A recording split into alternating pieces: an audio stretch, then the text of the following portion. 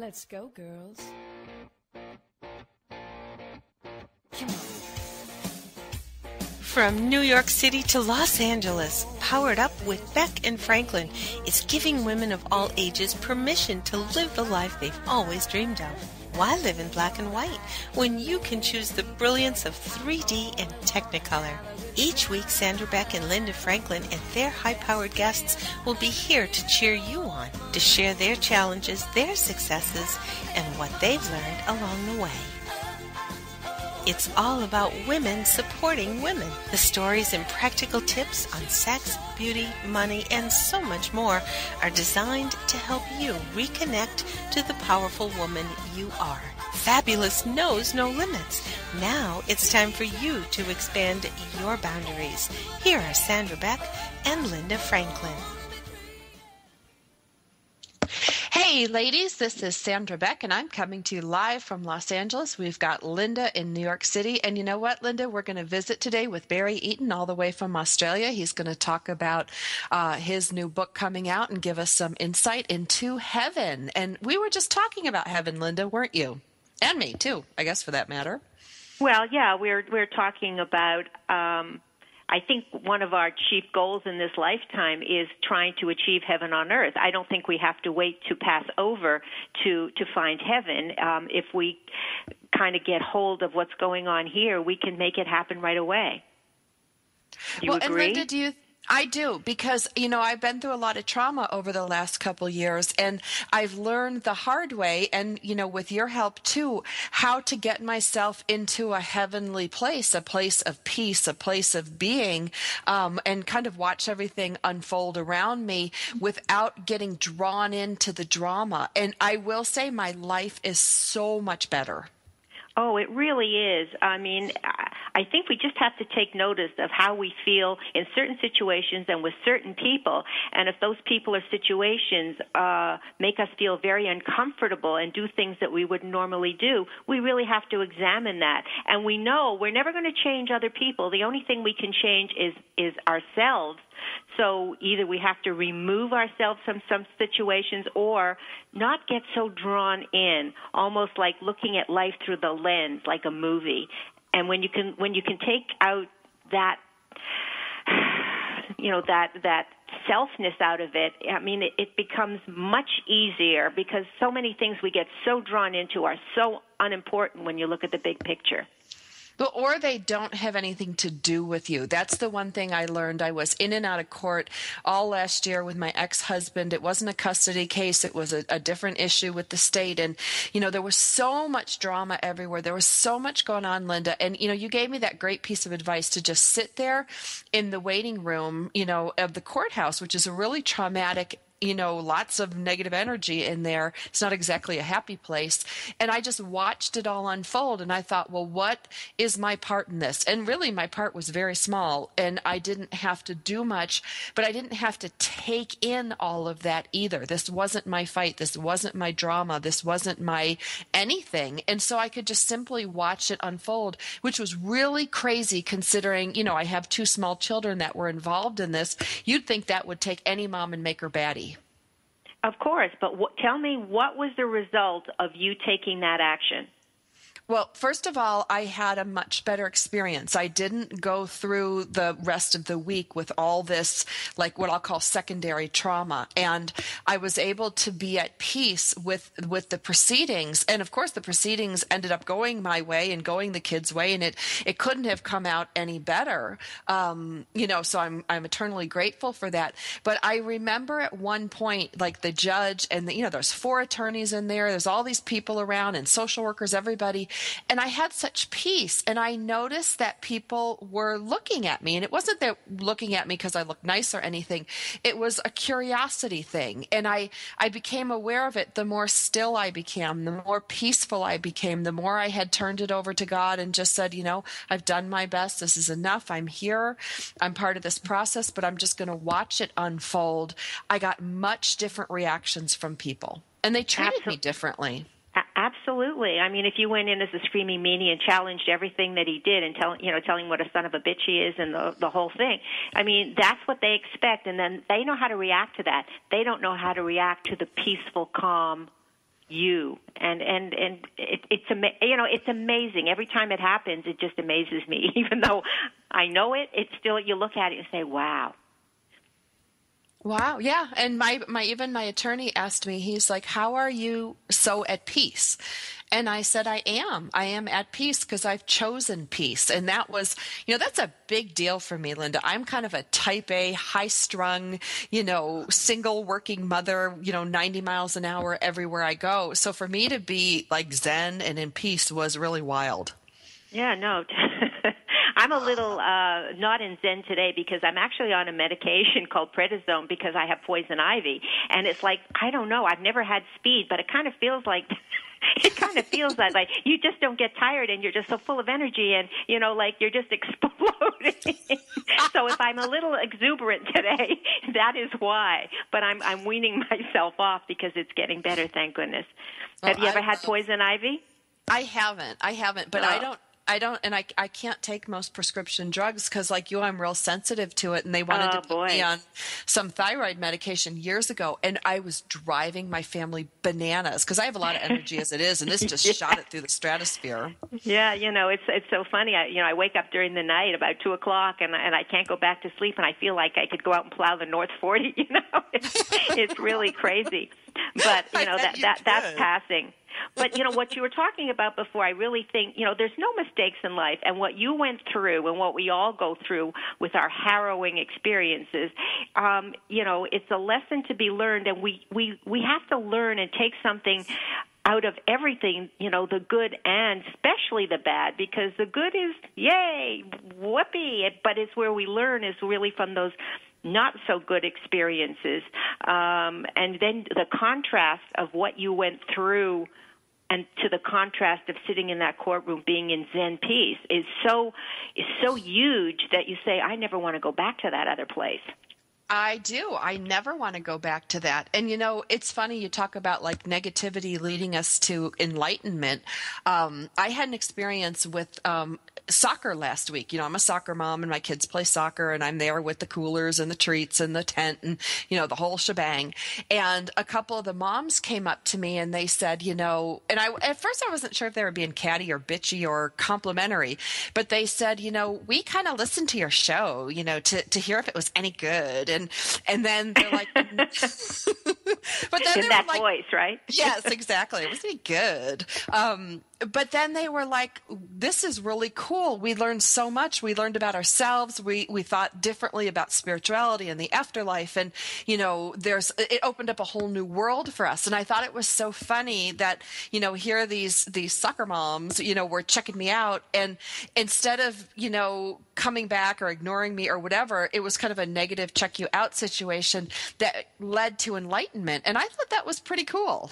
I think it's very cool. I think that the world is changing. I mean, we're moving so fast now that if you do not notice that, if you don't try to change your life to sort of remove yourself from it, I think you're just going to get swept in because, I don't know, everything's going at lightning speed. It's just like, whew, it's just unbelievable. So nobody can change what's happening out there, but we certainly can change what's going on inside of us. And nothing we do in life is a mistake. I think it's all scripted. It's so funny because when I left Wall Street and I started my blog, I actually took a course in Reiki, which is energy healing. Mm-hmm. And I got to level 1 and 2, and it was interesting, and I did it for a while, and then I just sort of let it go and really kind of forgot about it. I would get Reiki from Reiki practitioners, but I never did it myself. And now I actually, because of my dog Lucy, who doesn't like to go to the groomer, I found a groomer who does Reiki on animals. Wow. So when she comes, she does Reiki on Lucy, and Lucy actually lets her groom her without too many problems, and it sort of reconnected me with my Reiki. She suggested a refresher book and for me to read just to get back into the movement of it, and now I'm doing Reiki on me and Lucy. So it's like, wow, and it's so calming and so delicious that I'm just loving it. Now, what does it do for you? Like, I'm always, like, what does it look like, taste like, smell like? Like, when you're doing Reiki on Lucy, like, is she, like, rolling over, like, happy as a clam? And, you're, like, put your arms around her? Like, no, because... No, I'm not that good yet, and it doesn't even have to be hands-on. If she's, the one thing that this woman, the groomer, told me is just ask her permission to do it. Of course, she's not going to say, yes, Mommy, do it. But, you can sort of tell it. If she just lays there and she's calm and and I'm doing it, and have an intention. What is my intention of this Reiki on Lucy and on Linda? And she says you don't have to really think about it. You just put it out there and then just go calm, almost like in a meditation. Now, if you do it, you can put you can do hands-on too, and I do with me in different parts of my body. But I don't know. It's just it's delicious.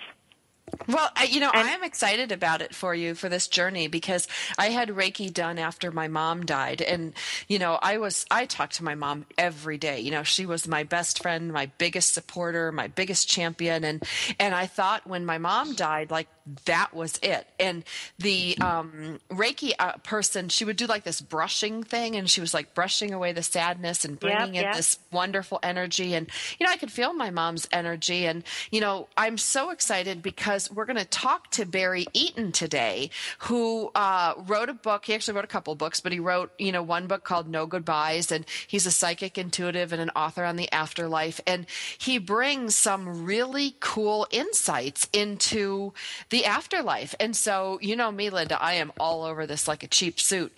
And I'm so excited to meet Barry Eaton. Okay, me too. I've been on this journey for a very long time, and anytime I can get an insight, it really excites me.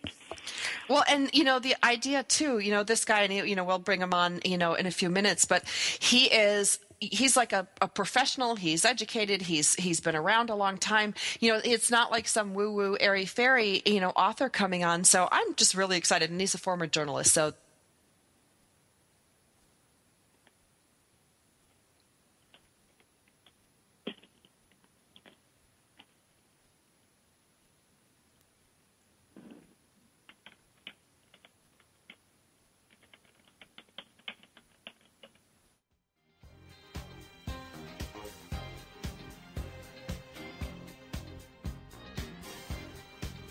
we've got lots more Powered Up with Sandra Beck and Linda Franklin after these messages.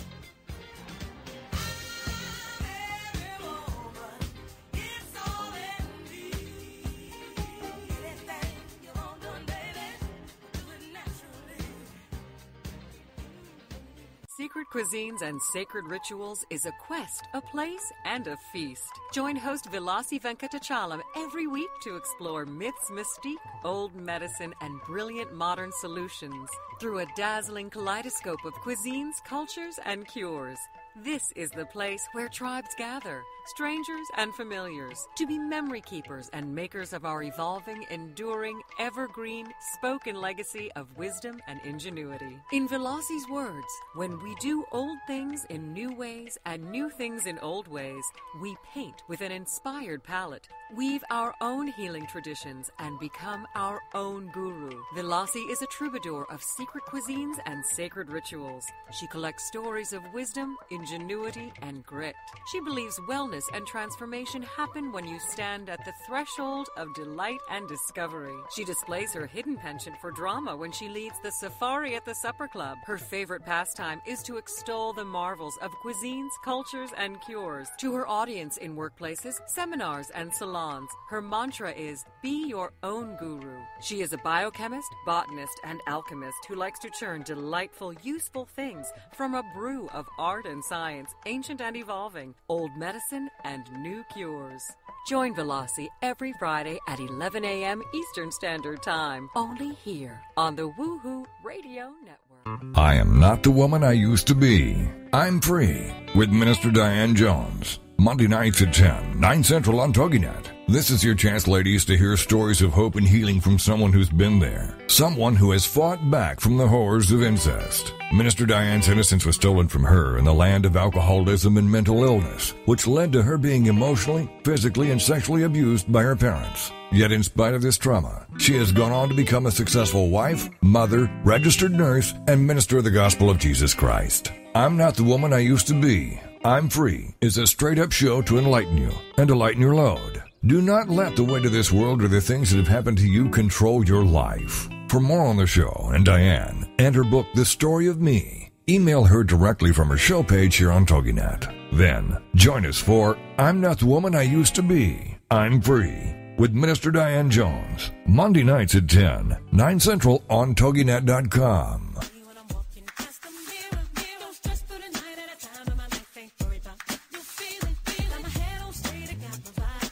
We're back with Sandra, Beck, and Linda Franklin. Here's more Powered Up with Beck and Franklin. Hey, ladies, this is Sandra Beck, and I'm here with Linda Franklin, and this is Powered Up Talk Radio. And Linda, we're going to delve into the afterlife. I'm so excited to talk to Barry Eaton today. Now, there was a show you were talking about this summer, Proof of the Afterlife? Yeah, well, I mean, so Barry and we're going to talk about, is death really the end, or is there something more? And is there more when you die? And there was this great show, and I don't know if anybody caught it, but I watched it. It was like a summer series on TNT, and it was called Proof, and it was Jennifer Beals, and I really like Jennifer Beals. Remember, she was the old Flashdance gal back in the 80s? And the show, she was hired. She was a doctor. She's a cardiovascular surgeon. But she had lost her son, and I think she had a near-death experience as well. But she was hired by this billionaire who was dying of cancer, and hired her to do some really deep exploration into what happens after you die, because he was getting close, and he wanted proof, hence the name of the show, that there was life after death. So I love the show, and I hope that they bring it back next year. And the mere fact that they're bringing these kind of shows onto, network television for the masses, I think is very encouraging that people are really interested in those topics. So now I think it's time to bring Barry in and hear what he has to say. I think it is. Thank you for your television review. The show is called Proof. It airs on TNT. One thing that I'm so excited about, Barry, and Barry, I'm going to let you introduce yourself, but I touched on it in the first part of the show, but you have a really cool pedigree for somebody that digs into the afterlife. You're not your typical, near-death researcher. You're qualified in a lot of different ways. So I'd love for you to share with our listeners some of those qualifications and some of the things that led you to being, who you are today. Well, thank you, Sandra. I like the word pedigree. I've never been associated with a pedigree. I thought that was dogs, but anyway. Well, sorry. It's meant as a compliment. It's I a love good it because thing. there's a Barry Eaton who writes about dogs, so it's not me. I don't do that. No, I've been working in radio and television for many years now. I started off in the theatre back. I won't go back when that happened, but I've worked on radio, television. I've hosted shows. I've been a news and sports anchor and many different things. Journalist. I lectured in journalism. All of these things until I had a big life-changing incident. And Sandra, I guess you'll know exactly what all that's about, having heard your intro today, and that's called divorce. And when that happened, my life took a totally different turn because I wanted it to take a different turn. So I opened up. I was doing a talkback show with astrologers and clairvoyants and all sorts of people. And I was told once on air by this clairvoyant, you're going to be doing this sort of thing yourself soon. I said, yeah, right. Here I am. I'm running a PR company. I'm doing radio. I'm doing television. I don't have time. She said, yeah, it'll work out. She was right. It all happened. I just decided to study astrology out of the blue, and it all took off from there. So I've been combining both ever since, and I still work on radio. I still have my own internet radio program called Radio Out There. I still do voiceover work, narrate documentaries and commercials and whatever, but I also write and investigate. I also do consulting work for people who, people call them readings, but I prefer to call them more a consultation, an intuitive consultation where I can help people to help themselves. I don't give them all the answers. I help them to find answers for themselves. So that is it in a nutshell, I guess. Well, and I think it's really important that, we bring this up, Barry, because, anybody can self-publish these days. And, your book's a Tarcher imprint, and, we're big fans of Tarcher over here. And, they just put out great product. They also vet things very well. And, I went to journalism school too, and there's an old adage that says, if your mother says she loves you, check it out. So when I find journalists like you that come forward with their own research, their own experience, it gives me a second look. And I read your book cover to cover. I highlighted certain things. I was very interested in what you had to say because you're not the typical person that comes up and writes a book about the afterlife and this type of spiritual realm. And that was very intriguing to me. Well, things happen in life, Sandra, as you know. And I didn't set out to write a book on the afterlife. I'd set out to write a book which I was sort of thinking like the idiot's guide to spirituality, New Age, whatever you like to call it. And the publishers here in Australia, Allen and Unwin, decided that they didn't want that, but they said to me, how would you like to write a book about, take this chapter on reincarnation and afterlife and turn that into a full book? So, I mean, you don't say no to a publisher when they want you to do something. Well, I don't anyway. And so it all emerged from there. And I realized then that it was part of my purpose in life and a very, very important part. And my footsteps had actually been led in this direction. So there are no coincidences. Things happen for a reason. And so that's how the Afterlife books happened. So when you got this, to this offer to publish this book on something that you really didn't know a whole lot about, how did you go about going to get the information? Was it sort of like this television show I was telling you about, where you went and talked to people and maybe had readings yourself, or how did it work? Well, that's a good question, Linda, because I had not really investigated it tremendously. I'd always believed in it. I'd been running a group, a spiritual development group here in Australia for the last, 4 or 5 years at that stage, and we'd started to do areas like this. But my partner, Judy, passed over in 1997, and I'd already been doing some clairvoyant work and some astrology and whatever. And after she passed over, I was given permission from the powers that be on the other side, via a medium at first, to be able to explore my relationship with Judy, keep in contact, and then my abilities as a medium increased exponentially as of that time. So I was able to work with Judy, and then my abilities increased. And of course, then when Allen and Unwin asked me to go and write the book, I started to do some research through my own radio program, through my own interest. But then various mediums that I'd worked with and knew, I got in touch with them, and we started to work together, including a wonderful guy I'd been helping through my group. It's trance medium, Kelly. And I can take Kelly down into a very deep state, and then he allows this spirit called John Dingwall to come through. John was a former screenwriter and film producer here in Australia. I knew him briefly, but he is the spokesperson for a huge group of spirits on the afterlife. And they come through. He's like an anchor, I guess, on the spiritual side. Yeah, well, a channel, if you want to use that. Yeah. And it's more than that, though. It's more than being a channel. Kelly is more like the channel. John is on the other side, and he represents all of these spirits in various levels of the afterlife. So the information that's coming through is not coming from just one person. He's kind of like a funnel and like a spirit anchor, if you like. Yeah, and he's the oh, go ahead. I'm sorry. I was just going to say, he's like instead of the speaker of the house, he's the speaker of the afterlife. Yeah, exactly. And the information that comes through sometimes resulted from questions from me. Other times they would come in and say, we want to talk about such and such at the moment, because there is a concerted drive on in the world of spirit, the afterlife, heaven, paradise, whatever you want to call it.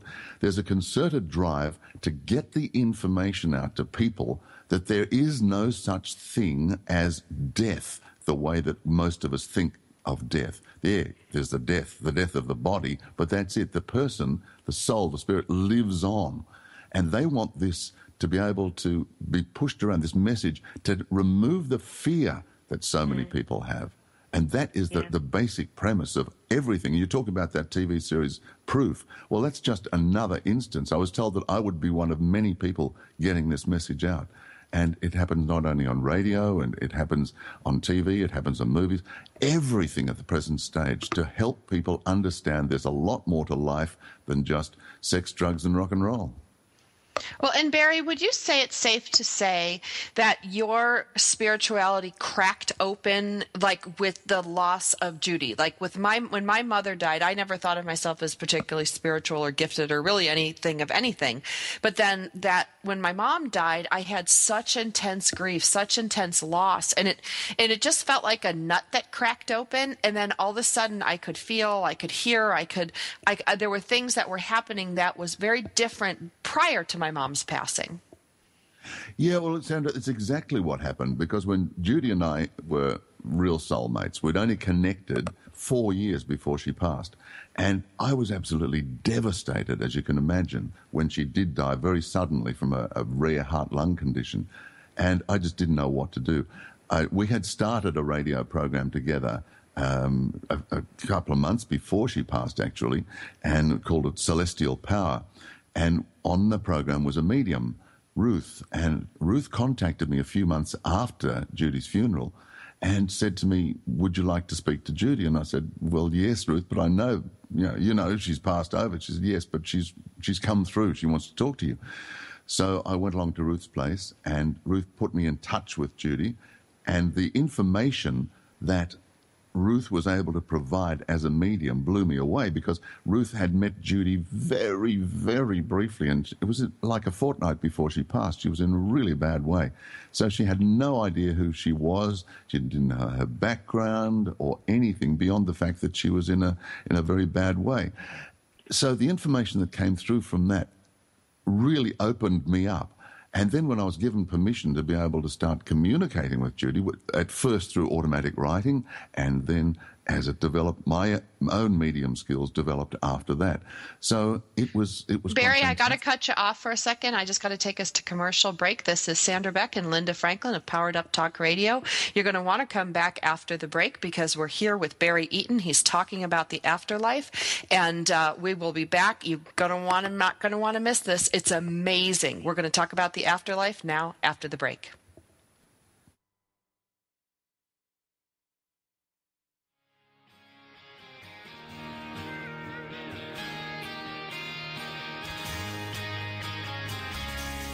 We've got lots more Powered Up with Sandra Beck and Linda Franklin after these messages. This is for all you girls about 42. Tossing pennies into the fountain of youth. In today's business world, a helping hand or idea that doesn't come with an invoice is a treasured find. And if that happens to you, then you need to pay it forward to keep other entrepreneurs from making mistakes or getting a raw deal. It's called Paying It Forward with Josephine Gerasi, Wednesday mornings at 10, 9 a.m. Central. Josephine is going to have the guests describe their accomplishments, the lessons they've learned, both good and bad, and then sharing those pieces of knowledge as we create a movement of paying it forward. For more information about Josephine, her business, and background, you can go to mymomknowsbest.com. Josephine Gerasi has always been a problem solver. She saw this need and has turned it into a movement. It's Paying It Forward with tips, tools, and advice and hard lessons learned. These pieces of knowledge can make a huge difference for you, your business, and others. So join us for Paying It Forward with Josephine Gerasi, Wednesday mornings at 10 a.m., 9 a.m. Central on TogiNet.com. Have you heard? The pages of American Patchwork and Quilting magazine come to life on our new weekly online radio show, American Patchwork and Quilting. Join Pat Sloan, our blogging and quilt designer host, as she talks about the latest trends, ideas, and inspirations. Her guests include quilt pattern designers, authors, quilt shop owners, and our editors, all quilters, just like you. Call in with your questions. Get quilting tips from industry experts. Learn about free patterns. Hear behind-the-scenes stories from our magazines, American Patchwork and Quilting, Quilt Sampler, and Quilts and More. Get the scoop on free stuff and find out more about the best independent quilt shops in North America. To listen to a live show, tune in Monday at 4 p.m. Eastern. Just log on to allpeoplequilt.com/radio. To hear past shows, go to iTunes and search for American Patchwork and Quilting Radio. We hope you'll join us because we know that quilting changes everything.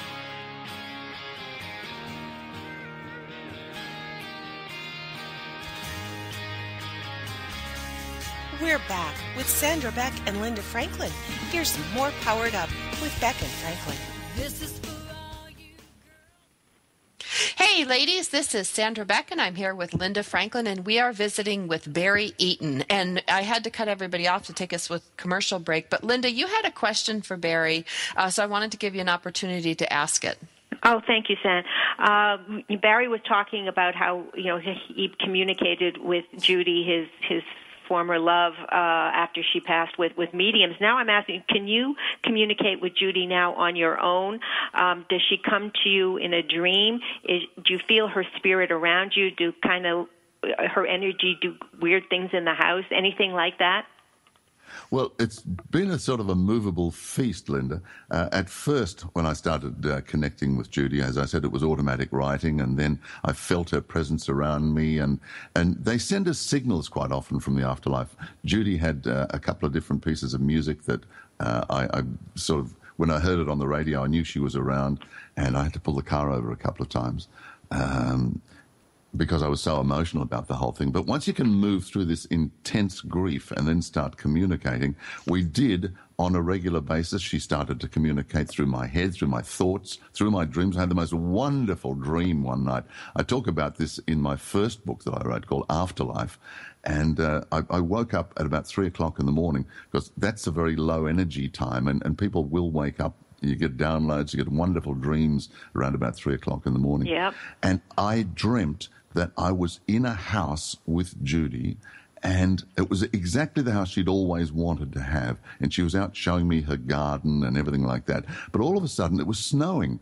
And where the snow came from, I'm not quite sure. But anyway, I rolled up a big snowball, and I took it into the house, and I threw it at her. And, of course, she got very cross, as women do when you throw snowballs at them in the house.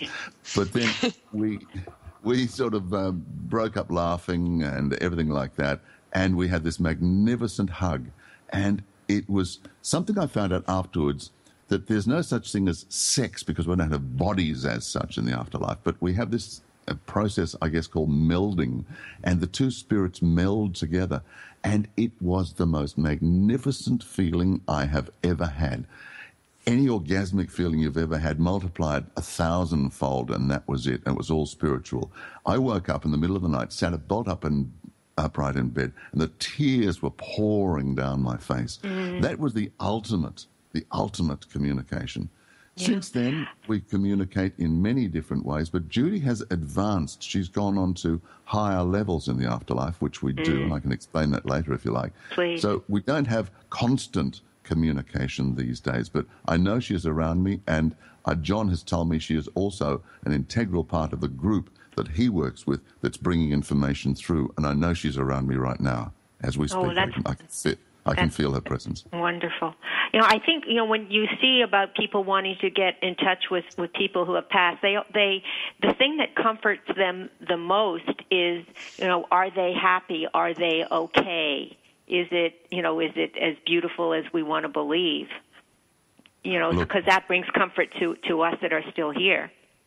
You can rest assured, everybody, that once people get to the other side, providing they haven't been some kind of evil dictator, terrorist, drug baron, or paedophile or whatever, that they are in a very, very peaceful and loving place, because that's what the universe is. That's what the afterlife is. It's peace and it's love. You were talking about peace in the first segment today, and that's exactly what we really strive for deep inside ourselves, because that's what we're used to. That's what we have in our home, which is the afterlife. This is not home. This is the earthly adventure we're on. Yeah. So we're yearning for that peace that we remember, and we want to go back to it. But of course, it depends on what we do in our life. We can't expect to go back and have peace and love and all these beautiful things if we have been totally evil. Sure, we make mistakes. Sure, we do wrong things and we do hurtful things, but that's not the same as being completely evil. But when we get back there, we are welcomed. And there's this wonderful, loving reconciliation, if you like, between members of our family. I mean, you can expect to connect with your mother again there, Sandra. And so many different people that are waiting that we may not even consciously remember, but they are part of our soul family and our extended soul family, because we've got sort of levels of extended families as well. And they greet us and they're around us. And it's a welcoming, it's a homecoming. Did you ever ask, because everyone said, we're here to learn and we're learning from all these lessons, hopefully, and finding that heaven right here on earth. And then, when we're there and we go up the different levels, that it is our choice to come back. Well, there's a lot of controversy about that one, Linda. Whether or not we have a choice depends on who we are, because everybody's story is different. As you know, we've got 7+ billion people on the planet. Everybody's got their own story.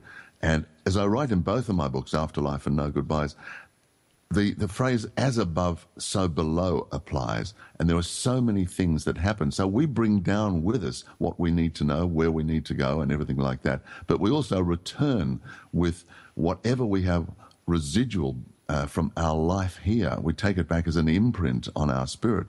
So we have to work through all of these things. So it's very difficult to come up with just what happens on a general basis. There are certain things that happen, but everybody's story is different, and I think that's very important to remember. Well, and Barry, after my mom died, she came to me really clearly in a dream. We had this great conversation, and she said, I'm so happy to be out of that body. And she said to me, and I'm so busy here. She says, there's so much to do. And, I thought, I read your book and, I thought it was really cool and everything, but I wanted your take on there's so much to do here. Well, that's right. So many people think, okay, you get over there, you're issued with the obligatory harp and a cloud, and off you go. Look, it doesn't happen like that. When we get over there, if we've had a bad illness or whatever, we have to go through a healing process, because we take, as I said, the imprint of this into our spirit. And the spirit, by the way, is the vehicle for the soul. The soul is the vibrational energy that never ever dies. So when we go back again, we've got this healing process, then we connect with the family, and then we have a life review. We look back on our life and everything like this, and we are usually the harshest judges, but we've got our guides over there that we work with. We know what we've set out to do at the beginning of the life. Whether we've got there or not, well, that's up to us to work out. But there's no punishment as such. But then when we settle back into the afterlife, you're right. There is so much to do. The learning process never stops. We work with groups. We work in a kind of development groups, really, and working out what we've done before and working out what it is we might want to work out in our next life. But then in between time, we've got things that we might be helping out with greeting spirits who are coming over from the other side, working with younger spirits, working in many different areas. Because, as I said, the group that John brings through is about 90 to 100 different spirits. Now, each one of those is doing that as part of what they do. But there's also recreation. You can go to concerts. There's music. They even watch films. They don't watch sort of nasty, horrible films, but they do have the kind of inspirational films over there that they all go. Oh, I'd love to go to movie night in the afterlife. That has to be so cool. Yeah, you don't even need any tickets. That's the good thing about it. You don't need any money. No such thing as money. Lots of good things like that. But look, there's sport, there's many activities, there's creative activities. People are encouraged. I mean, you might have always wanted, like me, I've always wanted to paint, but I've never ever sort of got down into the whole process of learning or experimenting or anything. So maybe when I get back there next time, I'll start doing some painting. And you can act, you can play musical instruments, all sorts of things, because these restrictions are not there, and we can open up to the freedom of our soul. So as you say, Sandra, your mother she's so busy. That's why sometimes we think, why aren't they contacting us? Why aren't they coming through in dreams? Well, they've got their life as well. So yeah, they do surround us. They do come back, but it's a very busy and it's a wonderful life. But it depends exactly your stage of development as to what you do, where you are, and how you progress. Barry, did you have, before all of this happened, a fear of death? And now with all of these new enlightenments that have come to you, now you're not, and it's changed the way you live? When I was very young, I had a fear of death, but that's gradually faded. And nowadays, look, I went through a cancer problem a couple of years ago, and I thought at the time, well, okay, if this is my time, I'm quite happy. I've had a good life. I've done all sorts of good things. I've written 2 books at this stage, and I was ready to go. Not a fear in the world, not a fear. But Spirit has decided that I've got a few more things to do yet, so they said, no, you can't come over. In fact, I've been told, my father came through another medium at the Afterlife conference I was emceeing earlier this year, saying, it's not your turn, you've got more things to do. Then, okay, Dad, all right, I can take a message. Do you believe that that we do have a choice of when we're going to go, and when, or our soul says, okay, I'm done, we've done everything, goodbye? Look, we have a contract. We have a life contract. Our soul knows exactly what it is we've come here to do. And when our soul decides to attach for one reason or another from the body, that is the time that we do leave the body and return home. That's what we know as death. But if you want to end the process beforehand, that's a process called suicide, and I wouldn't recommend that one. No, I wouldn't, because there's no free lunches. There's no easy way out. You've got to do it the way it's meant to be. I agree. Yeah, well, there's no punishment for suicide. There's no punishment for suicide, but when you get back there, you realize that you've opted out of a contract and you've got to come back again. Yeah. 999 out of 1,000 have got to come back again and do it all again. Well, that's why we try to figure things out while we're here, so that, there's always going to be more to figure out, but the more we can get off our plate during this lifetime, I think it'll be more joyous the next. Well, that's part of what we're here for, not only to have all these experiences, but to learn and grow and develop our soul. I feel very calm right now, even with the drug. It's Barry. Barry has got us into this. I know. We got our peace. We got our heaven on earth. I need to take us to commercial break, guys. This is Sandra Beck and Linda Franklin of Powered Up Talk Radio. For those of you that missed the first 3/4 of our show, you can find us at powereduptalkradio.com.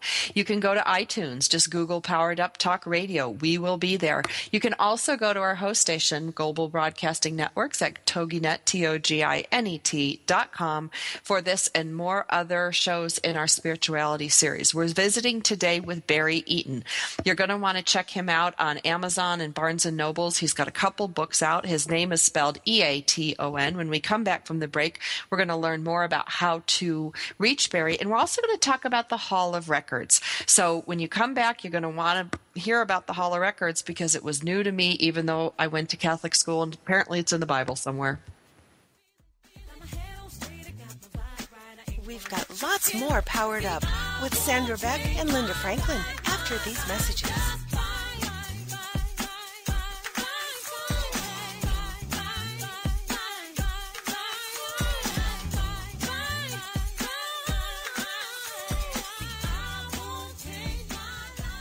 I am not the woman I used to be. I'm free with Minister Diane Jones. Monday nights at 10, 9 Central on TogiNet. This is your chance, ladies, to hear stories of hope and healing from someone who's been there. Someone who has fought back from the horrors of incest. Minister Diane's innocence was stolen from her in the land of alcoholism and mental illness, which led to her being emotionally, physically, and sexually abused by her parents. Yet in spite of this trauma, she has gone on to become a successful wife, mother, registered nurse, and minister of the gospel of Jesus Christ. I'm not the woman I used to be. I'm Free is a straight-up show to enlighten you and to lighten your load. Do not let the weight of this world or the things that have happened to you control your life. For more on the show and Diane and her book, The Story of Me, email her directly from her show page here on TogiNet. Then, join us for I'm Not the Woman I Used to Be. I'm Free with Minister Diane Jones. Monday nights at 10, 9 Central on TogiNet.com. Is there more living for you to do?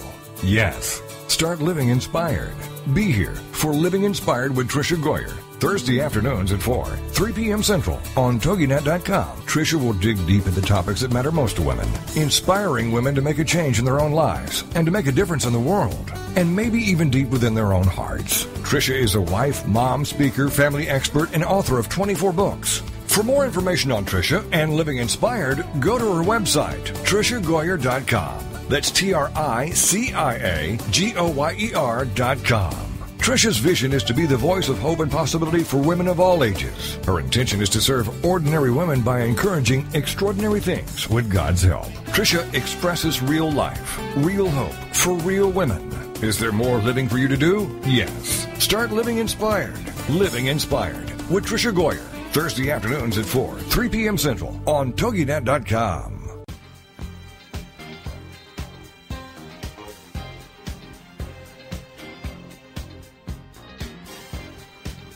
We're back with Sandra Beck and Linda Franklin. Here's more Powered Up with Beck and Franklin. Hey, ladies, this is Sandra Beck, and I'm here with Linda Franklin, and we are visiting with author Barry Eaton. He's also a spiritualist. He's many, many things. You're going to want to look him up on the internet because he's a really neat guy. I want to talk in this last segment about the Hall of Records, and primarily because after my mom died, I had a dream where we were standing in this big hall, and it seemed like a Hall of Records, and I was laughing, going like, "Mom, how is it I can see you?" And she's like, "I can see you too." And we had a hug, not like Barry and Judy's hug, but we had this great hug that just, I don't know, it set me off for the rest of my life, and it changed how I felt about the whole grieving process of losing someone. But I also thought I was a little loony, Barry, so I started doing some research, and I did some research about this Hall of Records, and I found that it appears in the Bible in Ezekiel 41, 1 through 10. It says, "Inside the temple, he brought me to a great hall. The width of the entrance was 17.5 feet, and the side walls were, they describe it, 35 feet. He went in and measured, and then they talk about how, that this is the volume, this is the building where the volumes of the Great Hall's repository from pre-dawn existence." And I thought that was pretty wild, and then it showed up in your book. So I would like to hear about your experience with the Hall of Records. Well, the Hall of Records is somewhere where, when we are advanced enough as a spirit, we are allowed access to it, fairly open access from what I understand. And you're right, it goes right back to the dawn of civilization on this planet and presumably others as well. And everything is recorded there. And when we have access, when we're granted access to it, we are able to find out not only our own past lives and existences, but we're able to find out information about everything that's been going on. It looks to us the way we would expect it to look. Now, in your instance and in mine, it sort of looked like a Greek temple, but in other people's, it could be like a vast library. Once again, it's the perspective that we put on things that we create in our own mind, because everything is done, communication in the afterlife happens through thought, and this is why when they communicate with us, it's through dreams, through thoughts, through everything like this. But the Hall of Records is, you might think you're going in there and it's going to be a giant library or there's parchments or whatever, but there are many, many advanced technical things there, like information comes through in a holographic form so that we can actually see things recreated. We can be in the Hall of Records, from my understanding, and see a certain battle or a certain situation replay itself in a holographic image. It's quite an amazing thing, but it's not just like a giant movie theater where you go along and say, well, okay, this week I'm going to go along and have a little look at Caesar being stabbed. No, it's not like that. You can't just recreate things for your own fun and amusement. It's got to be done in a very responsible sort of a way, and you're only allowed access to this for your own spiritual advancement. But to be able to move into the more entertainment sort of things, yes, you can watch television and things like that in a similar kind of holographic situation, by the way. So that there are many ways of communicating in the afterlife, and where we are with the Hall of Records depends on what we are doing, our stage of development, which level we are on the afterlife, and whether or not we're allowed access on our own or whether we can only go there with our guides. Once again, it's a different story for every single person, but the Hall of Records is there, but it's not a fun place. It's a place to be able to learn, advance, and grow. Well, and that's pretty much what it said in Ezekiel. Same thing. It's reverent, it's serious, and it's a place to learn and grow. I do have one question for you with all this, because there's some things that I do on Earth here that I really don't want my mom to see.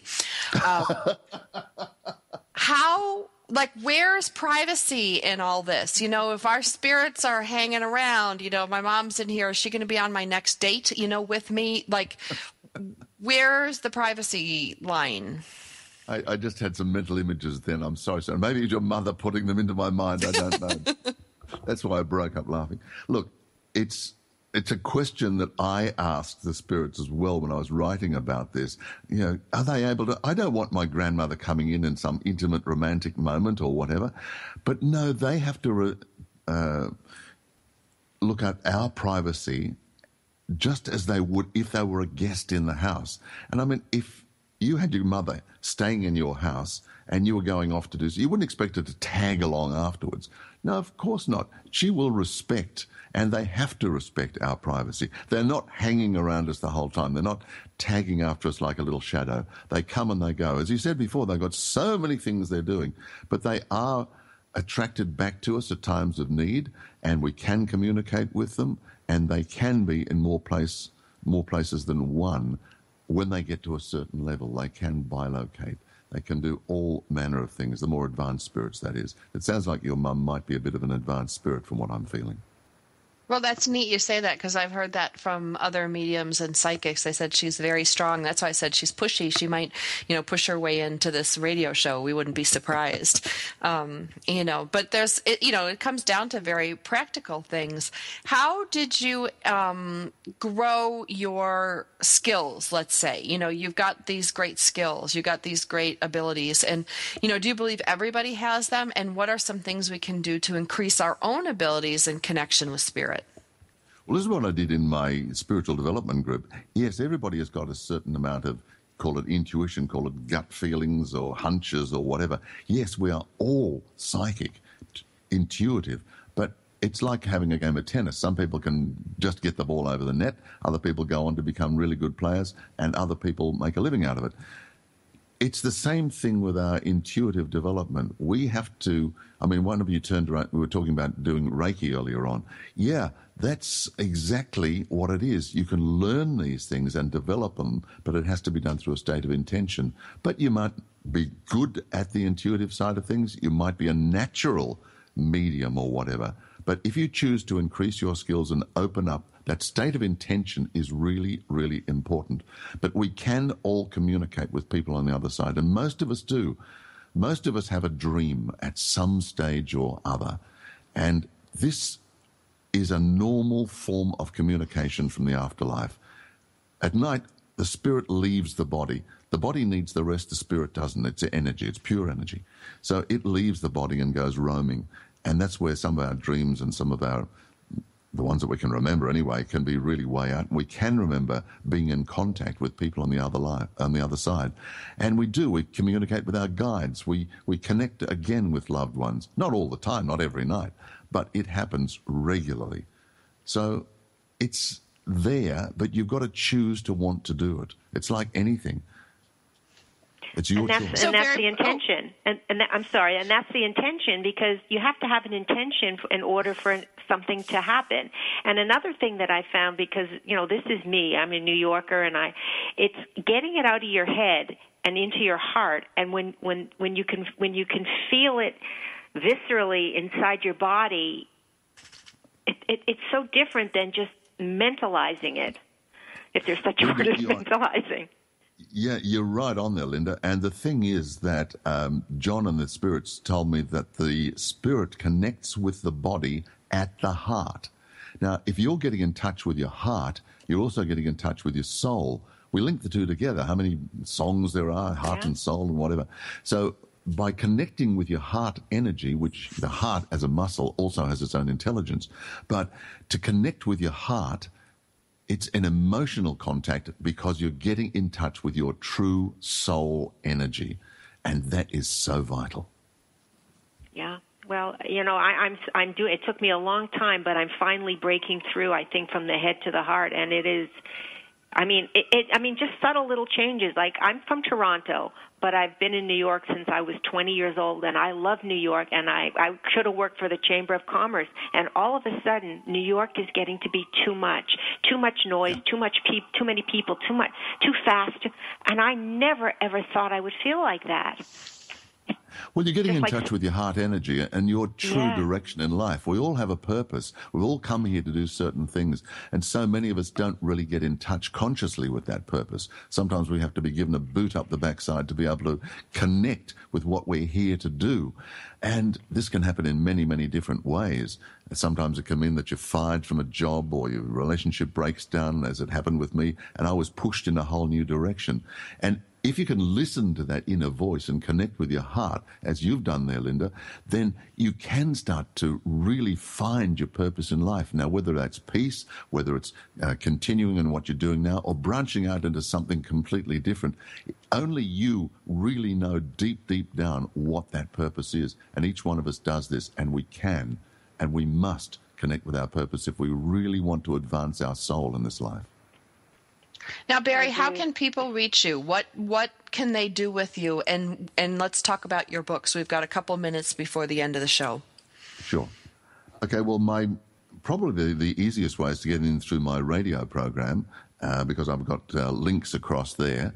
You can either go to radioutthere.com or just link up through barryeaton.com. Will bring you up onto to my first book, Afterlife. So either of those, or you can email me at radioutthere, 3 words but all joined together, radioutthere@gmail.com. I've written 2 books. The first one is Afterlife, Uncovering the Secrets of Life After Death. And the second one is called No Goodbyes. That's just been released a few weeks ago. Life-changing insights from the other side. And the main thing about these books and my work, ladies, is the fact that I have really wanted to help people not only to get over their fear of life, but to connect with what's going on in their life right now. And the feedback I've been getting, which is really wonderful, is that people are saying to me, you've made me think about my life. You've made me wonder whether I'm on the right track, and you've made me make the changes that I really feel I need to make. And that is a fantastic feeling, I've got to tell you.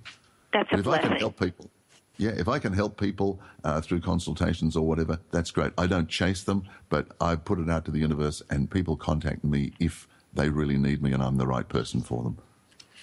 Well, Barry, thank you for being on our show today. Our guest has been Barry Eaton. Like you said, you can find him at barryeaton.com, radioutthere.com.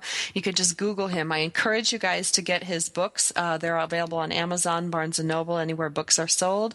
I did receive an advance copy from the publisher, and I enjoyed it. I thought it was great, Barry, which is why I brought you on the show. I want to thank you for being here today. Linda, thank you for being a guest. And I thought, that New York siren coming through right at the point that you said, New York is too loud and too busy was just perfect. This is Sandra Beck for Powered Up Talk Radio. We'll catch you again next week.